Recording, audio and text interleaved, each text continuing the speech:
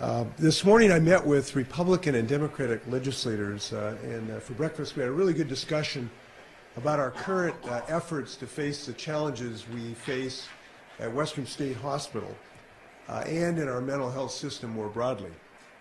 And as you know, while we have several efforts underway related to the broader system, we've been working to address some of the urgent needs at Western State Hospital. Last year, new management at the hospital was put in place, a new assistant secretary, a new chief medical office, and a new chief nursing executive. And we have established a position at Western State for complying with mandates from federal and state regulators, a new position.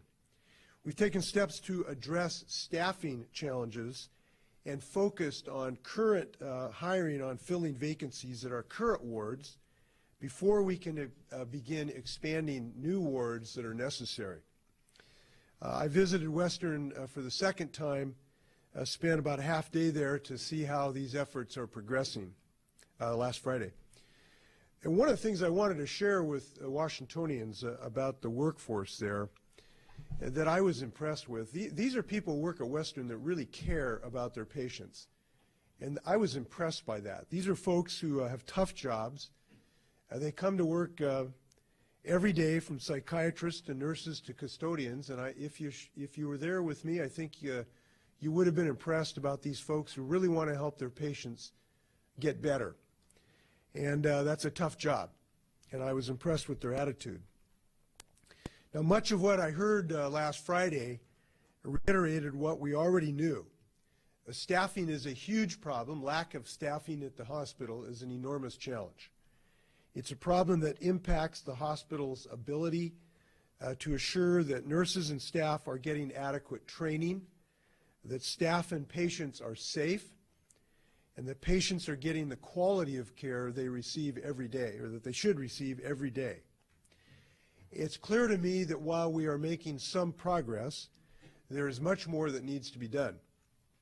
Some of these things involve additional funding. Some involve changes on how we manage the system, from evening out our staffing to doing a better job with documentation to assure quality care of patients, to changing the culture and improving safety at the institution. We're doing things on all of these matters. You have a handout I think you might find of interest with more information about what has been going on at Western State to improve the institution. And I'm asking legislators to do some things this year.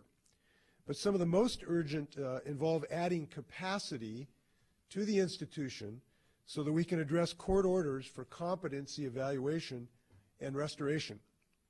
We also need to act quickly to address critical staffing shortages. And a part of that, and this became apparent when I was talking to the staff there, a part of that means boosting pay so that we can better recruit and retain nurses and psychiatrists.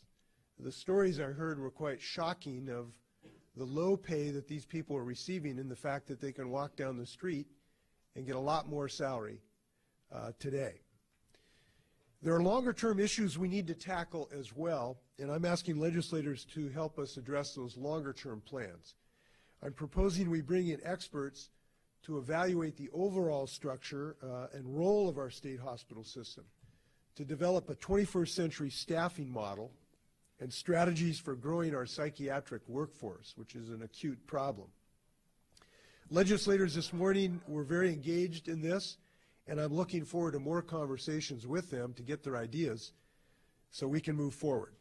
With that, happy to stand for your questions.